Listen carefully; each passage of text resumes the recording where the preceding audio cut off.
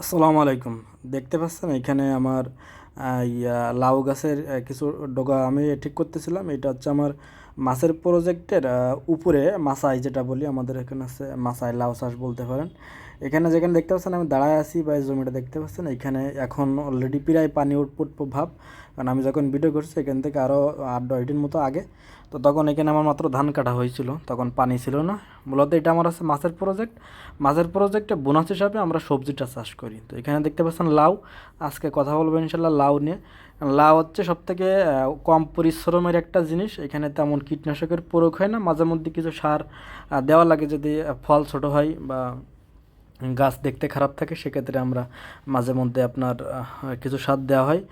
তো মূলত হচ্ছে আপনার লাউ চাষে এই 12 মাসই বাংলাদেশে হয়ে থাকে বলা যায়। হয়তো কিছুদিন একটু খারাপ থাকে, যেমন এখন আমার একটু ফলন কম, কারণ এখন প্রচণ্ড গরম। আর আমি যেভাবে রোপণ করছি এখানে আমার পানি দেওয়ার কোনো ব্যবস্থা না। যদি আমার এই নিচে যেখানে হাঁটতেছি এখানে পানি না থাকে, উপরে মাত্র 1-2 হাত জায়গার উপরে হচ্ছে আমার এই মাদাগুলো দেওয়া, বাট ওইখানে পানি সেচ দেওয়ার তেমন ব্যবস্থা নেই। নিচ থেকে পানি হাত দিয়ে দেওয়া লাগে, তো পানি যেহেতু নিচেও নেই, অন্যভাবে দিতে পারতেছে না, কারণ বর্তমান সময় জানেন যে কী পরিমাণে গরম। তো বৃষ্টির সময় আলহামদুলিল্লাহ আমাদের অনেক ভালো হয়। আসলে আপনার লাউটা এমন একটা ফসল যে তেমন একটা শীতও না, আবার হচ্ছে তেমন গরমও না। এটা হচ্ছে বেশি গরমও সহ্য করতে পারে না, আবার হচ্ছে বেশি শীতও সহ্য করতে পারে না। সহ্য করতে পারে এমন না, মানে ফলন একটু কম হয় বা গাছ একটু দেখতে খারাপ লাগে। এই যদিও এখন আমার ফলন কম আছে, আর আমার লাউ অলরেডি কিছু কাটছিল, কাটার পরে আমি আসলে ভিডিওটা করা। আমি ওই সময় ছুটিতে ছিলাম। তো লাউয়ের বিষয় সবথেকে লাভের যে বিষয়টা, আপনার এলাকায় কোন সাইজের লাউ চলে বেশি, বিশেষ করে বাংলাদেশে কিন্তু দুইটা লাউ পাওয়া যায়, একটা গোল আর একটা হচ্ছে আপনার লম্বা। লম্বার ভিতরে আর গোলের ভিতরে আবার দুইটা কালার হয়, একটা হচ্ছে ব্ল্যাক টাইপের হয়, আর একটা হচ্ছে সাদা হয়। তো আপনার সাধারণত আপনার এলাকায় যেটা বেশি চলে আর কি, লম্বাটা চললে আপনার এলাকায় আপনি লম্বাটা রোপণ করবেন। আপনার এলাকায় যদি গোলটা, যেমন আমার এলাকায় আছে গোলটা চলে, কারণ আমাদের এদিকে কেজিতে লাউ বিক্রি হয় না, পিসে বিক্রি হয়। তো একটা লম্বা লাউ অনেক বড় হয়, যার জন্য ওইটা একটা পরিবারের জন্য লাগে না। তার জন্য আমাদের দিকে গোলটা বেশি চলে আর কি, আমাদের দিকে মানুষ গোলটাই বেশি চায়, এই জন্য আমরা গোলটা রোপণ করি। আর আমার কাছে মনে হয় গোলটা ফলনও বেশি ধরে, এমনকি কোনো ক্যাট ঠ্যাট হয় না। ঠিক আছে, লম্বাটা অনেক সময় দেখা যাচ্ছে যে ক্যাট হয়ে যায়। তো আমাদের দিক লম্বাটা আমরা রোপণ করি না, লম্বা আমাদের দিক চলেও না আর কি, দাম পাওয়া যায় না, যার জন্য আমরা গোলটা রোপণ করি। দেখতে পাচ্ছেন আমার সামনে যে গোল, এই এই জাত এই কালারের, মানে এটা আমরা বলে হচ্ছে কালো জাত আর কি। ঠিক আছে, যদিও কালো না, দেখতে কেমন বুঝতেই পারছেন যে পাতার কালার যেটা হয় ওই রকমের, গাছের কালার যেমন ফলেরও কালার তেমন।